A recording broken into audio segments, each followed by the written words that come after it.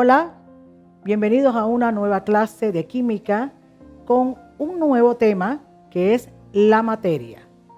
La materia es todo lo que se puede ver, lo que se puede palpar, todo lo que ocupa un lugar en el espacio y posee masa perceptible a los sentidos. Por ejemplo, el aire, el agua, el cuerpo humano, los elementos químicos, los compuestos.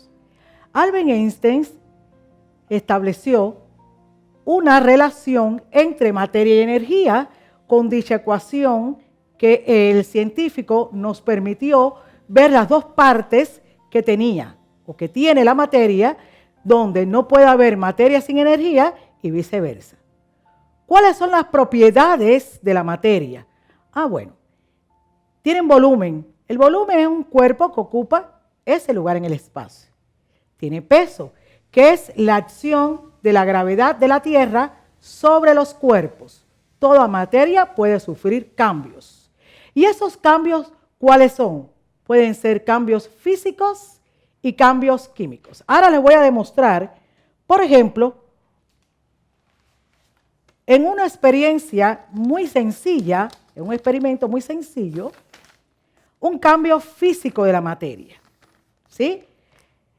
Esto es materia, es una hoja de papel que ocupa un lugar en el espacio, tiene forma, tiene peso, tiene masa. Si nosotros rasgamos este papel, está sufriendo un cambio físico. ¿Por qué cambio físico? Porque no pierde las propiedades originales que tiene esta materia. ¿Por qué? Porque al volverlo a unir, no pierde nada, ninguna sustancia. Lo único que pudiera estar un poquito diferente, pero sus propiedades intrínsecas no las pierde.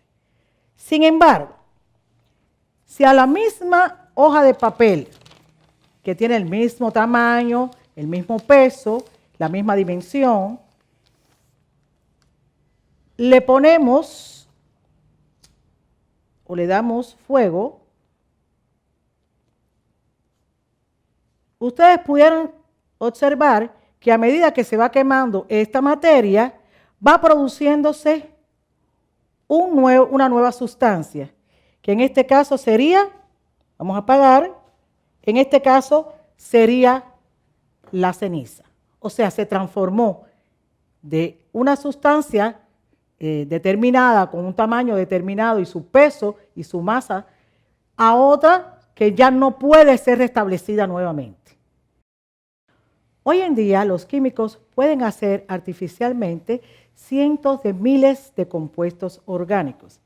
Sin embargo, ninguno es igual, no pueden ser duplicados porque todos son parte de la naturaleza. Según el antropólogo americano George Stocking, plantea que los químicos podemos desarrollar o confeccionar diferentes compuestos orgánicos. Sin embargo, ninguno es repetible porque todos tienen su propia materia. No se olviden de la clase de hoy, que es muy importante porque nos plantea lo más fundamental de nuestra vida, porque nosotros también somos materia.